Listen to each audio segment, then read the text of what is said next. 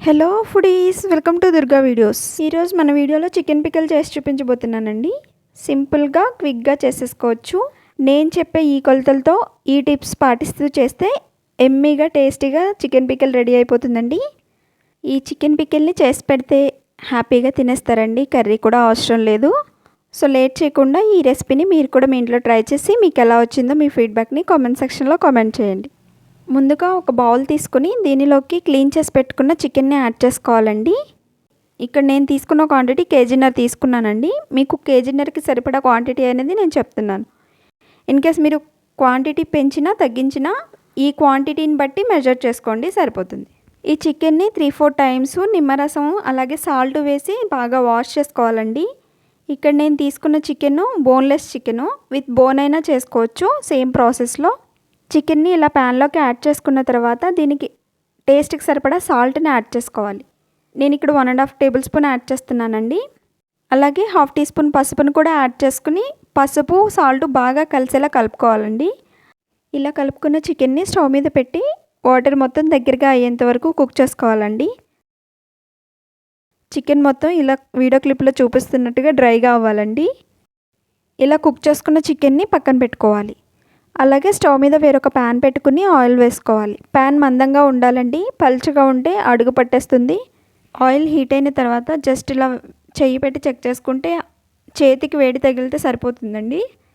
ఎక్కువ హీట్ అవ్వ అవసరం లేదు. పచ్చడికి ఎప్పుడూ కూడా పల్లి నూనె వాడాలండి. పల్లి నూనె లేకపోతే నువ్వుల నూనె వాడచ్చు.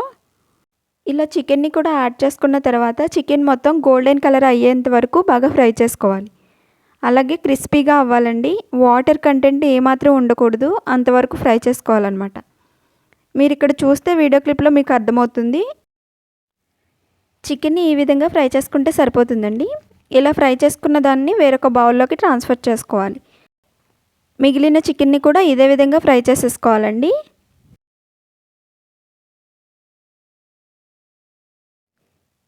ఇది చల్లారిన తర్వాత ఇలా పైకి కిందికి అంటే టక్ టక్ అని సౌండ్ వస్తుందండి. ఆ సౌండ్ వస్తే చికెన్ బాగా ఫ్రై అయినట్టు.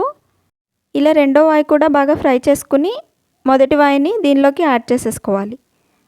రెండు వాయిలు కలిపి కూడా ఒక 2 మినిట్స్ పాటు ఫ్రై చేసుకోవాలండి. ఇలా ఫ్రై అయిన తర్వాత దీనిలోకి ముందుగా నూరి పెట్టుకున్న అల్లం వెల్లుల్లి పేస్ట్ని యాడ్ చేసుకోవాలి. అల్లం వెల్లుల్లి పేస్ట్ అప్పటికప్పుడు చేసుకుని వేసుకుంటే చాలా బాగుంటుందండి. పచ్చడి ఎక్కువ రోజులు కూడా నిల్వ ఉంటుంది. ఈ పచ్చడిని సంవత్సరం అయినా 6 నెలలైనా నిల్వ పెట్టుకోవచ్చండి. కాకపోతే నాన్ వెజ్ కాబట్టి అన్ని రోజులు ఉండదు కదా. అల్లం వెల్లుల్లి పేస్ట్ కూడా పచ్చి వాసన పోయి గోల్డెన్ కలర్ వచ్చేంత వరకు బాగా ఫ్రై చేసుకోవాలండి. కలుపుకుంటూ ఫ్రై చేసుకోవాలి. చూసారు కదా, మీకు చుట్టూ చూస్తే గోల్డెన్ కలర్ కనిపిస్తుంది, ఇలా రావాలన్నమాట.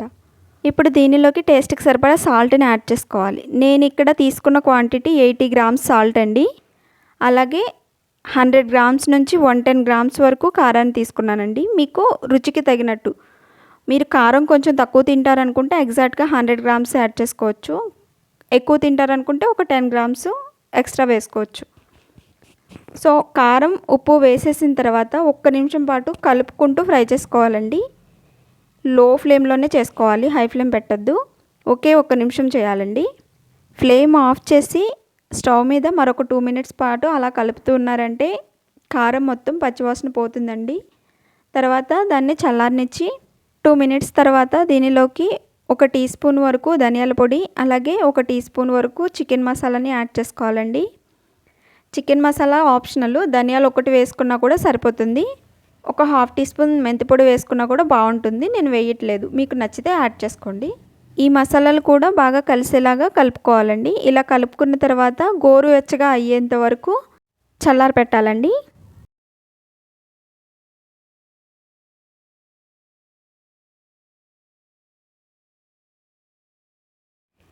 ఇలా చల్లారిన తర్వాత ఈ పికిల్లోకి క్రష్ చేసిన వెల్లుల్లి కానీ లేదా పీల్ ఆఫ్ చేసిన వెల్లుల్లి కానీ వేసుకోవచ్చండి. టేస్ట్ బాగుంటుంది, స్కిప్ చేయొద్దు. ఇలా వెల్లుల్లి వేసుకోవడం వల్ల టేస్ట్ ఎన్హాన్స్ అవుతుందండి. అలాగే దీనిలోకి 80 ml వరకు నిమ్మరసాన్ని యాడ్ చేసుకోవాలి. నిమ్మరసం పూర్తిగా చల్లారిన తర్వాత మాత్రమే యాడ్ చేయాలండి, లేదంటే పికిల్ నల్లగా అయిపోతుంది. చూసారు కదండి, పికిల్ మొత్తాన్ని ఈ విధంగా కలుపుకుని వేరొక బౌల్లోకి ట్రాన్స్ఫర్ చేసేసుకోండి. ప్లాస్టిక్ బౌల్ కానీ లేదంటే గాజు బౌల్ కానీ పెట్టుకోవాలండి. మీరు అల్యూమినియం కానీ స్టీల్ కానీ పెట్టేశారంటే దానిలోకి సాల్ట్ అలాగే నిమ్మరసం ఉంది కదా, దానివల్ల చిల్లులు పడిపోతాయి అన్నమాట గిన్నెలు. గ్లాస్ జార్ అయితే సేఫ్ అండి. ప్లాస్టిక్ కూడా హెల్త్కి అంత మంచిది కాదు. సో ప్లాస్టిక్ని అవాయిడ్ చేసి గ్లాస్ని ప్రిఫర్ చేయండి. గ్లాస్ వాడేటప్పుడు కేర్ఫుల్గా కూడా ఉండాలండి. బ్రేక్ అయ్యే ఛాన్సెస్ ఉంటాయి కదా, సో అలాంటప్పుడు ఎలాంటి డ్యామేజెస్ అవ్వకుండా చూసుకోండి జాగ్రత్తగా. ఇంతేనండి, చూసారు కదా చికెన్ పికిల్ ఎంత సింపుల్గా చేసుకోవచ్చో. ఇలా నాన్ వెజ్ పికిల్స్ చేసి పెడితే ఎవరి కర్రీ కావాలంటారండి, హ్యాపీగా తినేస్తారు కదా. సో ఈ రెసిపీని మీరు కూడా మీ ఇంట్లో ట్రై చేసి మీకు ఎలా వచ్చిందో మీ ఫీడ్బ్యాక్ని కామెంట్ సెక్షన్లో కామెంట్ చేయండి. అలాగని చికెన్ పికిల్ని డైలీ తినేయొద్దండి, ఎందుకంటే వేడి చేస్తుంది. పికిల్ ఏదైనా సరే చాలా వేడి చేస్తుందండి. సో పికిల్ తిన్నప్పుడు ఖచ్చితంగా మజ్జిగ తాగండి. హెల్త్ ప్రికాషన్స్ కూడా ఇంపార్టెంటే కదా. నచ్చిందా? ట్రై చేస్తారా? మరి ఇంకెందుకు లేటు, ట్రై చేసి మీకు ఎలా వచ్చిందో కామెంట్ చేయండి. వీడియో నచ్చితే లైక్ చేసి మీ ఫ్రెండ్స్ అండ్ రిలేటివ్స్కి షేర్ చేయండి. అలాగే పక్కనే ఉన్న బెల్ ఐకాన్ని క్లిక్ చేసి మరిన్ని సింపుల్ అండ్ క్విక్ రెసిపీస్ కోసం దుర్గా వీడియోస్ ఛానల్ని సబ్స్క్రైబ్ చేసుకోండి. Thank you for watching.